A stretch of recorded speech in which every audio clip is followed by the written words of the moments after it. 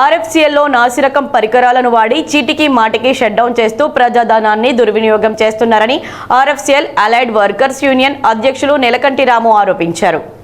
Godavarikhani press క్లబ్లో బుధవారం RFCL contract ఉద్యోగులతో కలిసి ఏర్పాటు చేసిన మీడియా సమావేశంలో నెలకంటి రాము మాట్లాడుతూ నిన్న ఆర్ఎఫ్సిఎల్ అమోనియా ఎల్బో లీక్ అయ్యి పైప్ పేలిపోయిందని, దీంతో ఫ్యాక్టరీని షట్ డౌన్ చేశారని వెల్లడించారు. ఆర్ఎఫ్సిఎల్ ఫ్యాక్టరీ మెయింటెనెన్స్ చేసే ఎన్ఎఫ్సి, ఈఐఎల్ కంపెనీలు రిపేర్ పేరిట కోట్ల రూపాయలను దోచుకుంటున్నాయని తెలిపారు.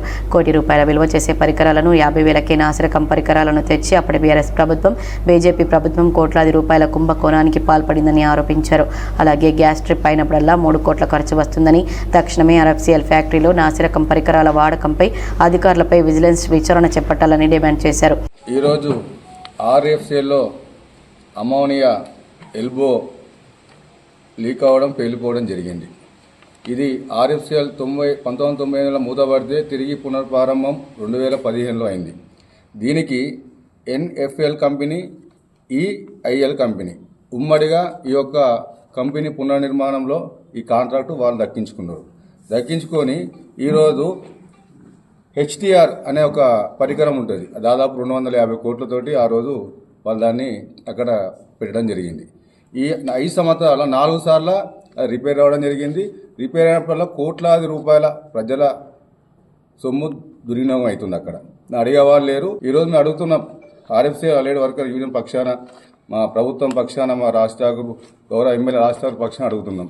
ఈ 2 కంపెనీలు కలిసి కోట్లాది రూపాయలు దుర్వినియోగం చేసినాయి. అప్పుడు కేంద్ర ప్రభుత్వంలో ఉన్నటువంటి బీజేపీ నాయకులు కావచ్చు, గతంలో ఉన్న రాష్ట్రంలో ఉన్నటువంటి బీఆర్ఎస్ పార్టీ కలిసి కట్టుగా ఆ ఒక నాసికరమైన అటువంటి మిషన్ ఆడ పెట్టి ట్రిప్ అయినప్పుడల్లా నాసికరం వస్తున్న వల్ల ట్రిప్ అవడం వల్ల ఒకసారి ట్రిప్ అయితే 3 కోట్ల రూపాయలు. ఇప్పుడు షట్ డౌన్ అయింది 20 రోజులు.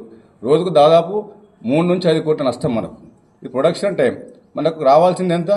3,800 మెట్రిక్ టన్నుల మనకు యూరియా రావాలి. ఇప్పుడు వస్తున్నదంతా 3,400 మెట్రిక్ టన్నులు వస్తుంది. ఎందువలన? ఈ నాసికరం యొక్క పరికరాల వలన. కాబట్టి మేము ఒకటి డిమాండ్ చేస్తున్నాం, మా కాంగ్రెస్ పక్షాన, మా ఆర్ఎఫ్సిఎల్ యూనియన్ పక్షాన డిమాండ్ చేస్తున్నాం ఏంటంటే తక్షణమే వీటి మీద విజిలెన్స్ విచారణ చేపట్టాలి. మేము ఢిల్లీలో కూడా దీని కంప్లైంట్ చేస్తాం. దానికి సంబంధించిన అధికారులు, గతంలో ఉన్న సీఈఓ అతని మీద విచారణ జరగాలి, ఆ కంపెనీలోని అధికారులు మొత్తం అందరి మీద కూడా విచారణ జరగాలని చెప్పి మేము డిమాండ్ చేస్తున్నాం. ఈ మీడియా సమావేశంలో ఆర్ఎఫ్సిఎల్ కాంట్రాక్ట్ ఉద్యోగులు దాతు శ్రీనివాస్, బూస రాజేష్, పన్నల సతీష్, శ్రీను, మిట్టపల్లి సంజీవ్, విజయ్, గాదర్ల సాయిరాం, జక్కుల సతీష్ తదితరులు పాల్గొన్నారు. వార్తల్లో ఇప్పుడు ఒక చిన్న విరామం. Lahari dental clinic. Lahari dental clinic near Aditya CT scan centre, Lakshmi Nagar, Godavarikhani. దంత సమస్యలతో బాధపడుతున్నారా? అయితే పరిష్కారం లహరి డెంటల్ క్లినిక్. అందరికీ అందుబాటులో. ఇప్పుడు మన గోదావరికని పట్టణంలో ఏకైక మహిళా dentist doctor Lahari BDS MDS Delhi గారిచే అత్యాధునిక పరికరాలతో ప్రతిరోజు నాణ్యమైన వైద్య సేవలు అందించబడే ఏకైక హాస్పిటల్ లహరి డెంటల్.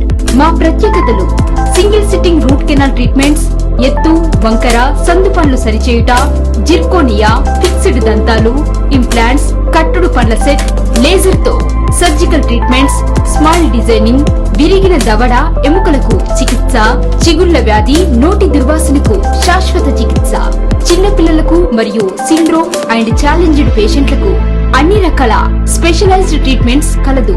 అత్యాధునిక పద్ధతిలో కార్పొరేట్ స్థాయి వైద్యం. Doctor Lahari BDS MDS Delhi. Lahari dental clinic near Aditya CT scan centre, Lakshmi Nagar, Godavarikhani.